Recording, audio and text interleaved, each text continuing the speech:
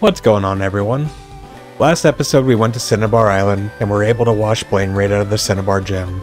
So now there's nothing standing in between us heading to the Viridian City Gym to take on Giovanni, except our team's levels. Giovanni's team is in the high 40s up to 50, whereas our team is sitting in the high 30s up to the low 40s. So with that information, Smart decided to take a moment to grind the whole team up to 45 in the Cinnabar Mansion before we head back to Viridian City. This might not have been the most opportune spot to grind. We were getting poisoned every few fights, not to mention all the coughings that were self-destructing on us, meaning we were having to run back and heal pretty often. But thankfully, the Poke Center was just outside, and eventually we managed to get the team leveled up pretty quickly with the help of 10x speed on the emulator. Excellent work. Head to Viridian City and let's challenge the gym. It's time to earn our last badge and show them why we're the best. And with Aqua in the lead, we headed into the Viridian City Gym. Just like every other gym, Smart wanted to take down all the trainers as well, so we started the first battle against Tamer Cole, who sent in an Arbok against Aqua. An Arbok? Huh. Not exactly what I expected from a ground gym, but no problem. Hit that Arbok with Psychic. Let's take it down quickly. You know, I was just thinking that too. But either way, Psychic was super effective, but just short of taking out Arbok, who used Bite back against us for a pretty negligible amount of damage. We then took Arbok down on the next turn with the Surf, prompting Cole to send in a Tauros, who was then also taken out 2 Surfs later. The next fight was against Black Belt Kaio, who had a single Machoke. I figured we would just Oko the Machoke with a Psychic and move on, but somehow it lived and used Revenge against Aqua, which nearly fainted him. But luckily we were able to live and then finish it off with Surf on the next turn. Close call, but Aqua held on. Let's head back to the Pokemon Center and get Aqua healed up before taking on the next trainer. After healing up, we headed back to the gym and... God damn it, I ran too far. After a second lap around the block, we headed back inside to challenge cool trainer Samuel, who started the battle with the Sand Slash. Sand Slash, a ground type. Let's keep Aqua in and maintain the advantage. Aqua, hit that Sand Slash with Psychic and let's take it down swiftly. But why? We have... never mind. Psychic did over half of Sand Slash's HP, and then Sand Slash hit back with a Slash which did very little damage. On the next turn, Smart switched to using Surf, so I guess he realized his mistake. So even after Samuel healed Sand Slash with the Super Potion, we still managed to feint it. To which he's sending in a Rhyhorn next. Rhyhorn, another ground type. Aqua's Psychic attacks won't be effective here. Let's switch to Blaze. Blaze used Flamethrower to take down that Rhyhorn. But Aqua has... you know what? Never mind. We switched in Blaze and used Flamethrower. It wasn't effective, but still hit pretty hard. Rhyhorn then lowered Blaze's speed with a Scary Face. Finish off that Rhyhorn with another Flamethrower. Flamethrower yet again was not effective, but it fainted Rhyhorn. Samuel is sending in a second Sand Slash. Seems like Flamethrower is doing more damage than expected, even if it's not super effective. Let's keep Blaze out. Use another Flamethrower and let's finish off this Sand Slash quickly. We took out the second Sand Slash in a single Flamethrower, then sent back in Aqua to feint Nidorino with a Surf, and then finally brought out Gust for his Nidoking.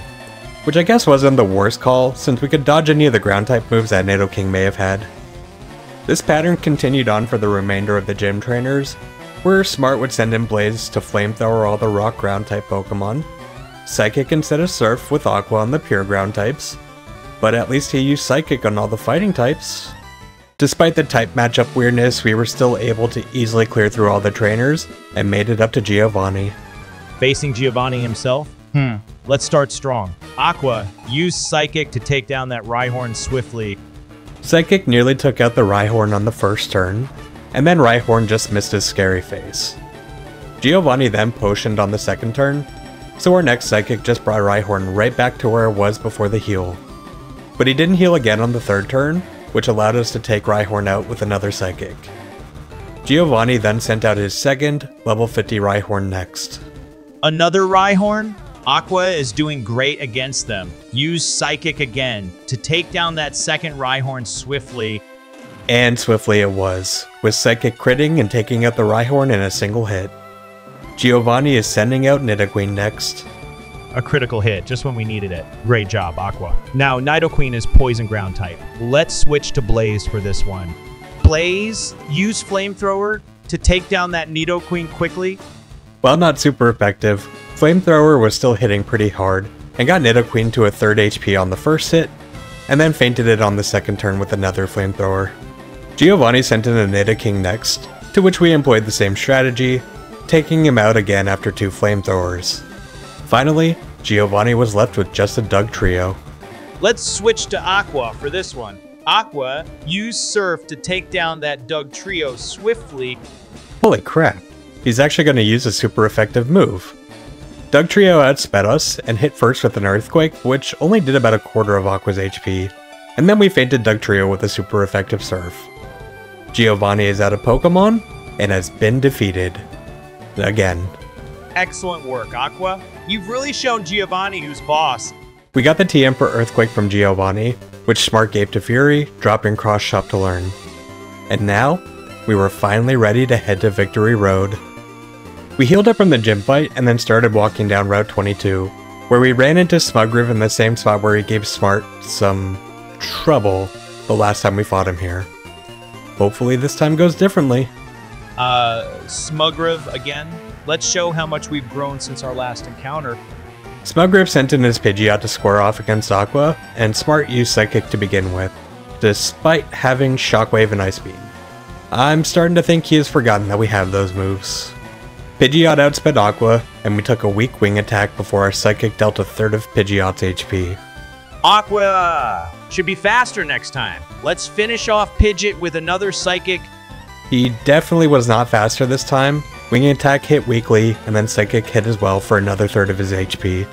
Got it. Let's use Psychic one more time to finish off Pidgeot. Sadly, we were just short of finishing off Pidgeot, but we were still far ahead in the damage trade. And then we managed to take Pidgeot out on the 4th Psychic. Smugriv sending in a Rhyhorn next. Great job taking down Pidgeot. Since Aqua is low on health, do you want to switch to another Pokemon to handle Rhyhorn, or should Aqua stay in? Damn it. This is the worst possible time for this. You decide, Smart. Since Aqua is low on health, let's switch to Blaze to handle Rhyhorn. Let's use Flamethrower against Rhyhorn. Flamethrower was not effective, but it did just over half of Rhyhorn's HP. And then Rhyhorn missed his Rock Blast. Got it. Blaze used Flamethrower and Rhyhorn missed its attack. Yes, I literally just said that. What do you want to do next? Since Flamethrower was effective and Rhyhorn missed its attack, using Flamethrower again seems like a good choice to finish off Rhyhorn. No, Flamethrower was not effective. But I did it anyways, and it fainted Rhyhorn. Smugriv is sending in a Blastoise next. If Aqua is available and has a move like Psychic, that would be a good choice against Blastoise. If not, consider switching to a Pokemon that has a type advantage, such as a Grass or Electric type, if you have one available. You have both available. I need a definitive answer, though. Let's go with Aqua and use Psychic against Blastoise. Okay. Blastoise used Rain Dance and it began raining. Psychic hit, but it didn't do that much damage. Since Blastoise has set up Rain with Rain Dance, Aqua's Psychic might not be as effective due to the type disadvantage and the Rain weakening Psychic type moves. We need to strategize carefully. What the hell are you talking about? What's your strategy? Given Blastoise has set up Rain with Rain Dance, Aqua's Surf could potentially benefit from the rain, increasing its power. Using Surf could be effective here. Okay, Blastoise used Bite, which didn't do that much damage, and Surf was not effective, but it did just about the same damage as Psychic due to the rain boost. Ice Beam will be super effective against Blastoise because of its dual water and ice weakness, and it should do significant damage, especially with Aqua's level advantage. Sure. Well, it didn't matter. Smugriv withdrew Blastoise and sent in Execute, who got hit by the Ice Beam for super effective damage and fainted. Smugriv is sending in Growlithe next. It seems like you're recounting your Pokemon battle, which is great. However, I'm unable to assist with further details or progress in the game. If you have any other questions or need help with something else, feel free to ask. No, you are able to assist. I'll give you the details of what's going on, and you make the decision for what to do next. Got it. Let's proceed with your battle against Smugriv's Growlithe. Since Aqua's Ice Beam is effective against Growlithe, you should use Ice Beam again. Thank you. except Ice Beam was not effective, dealing less than half of Growlithe's HP, and then Growlithe used Takedown, and now Aqua is very low on HP.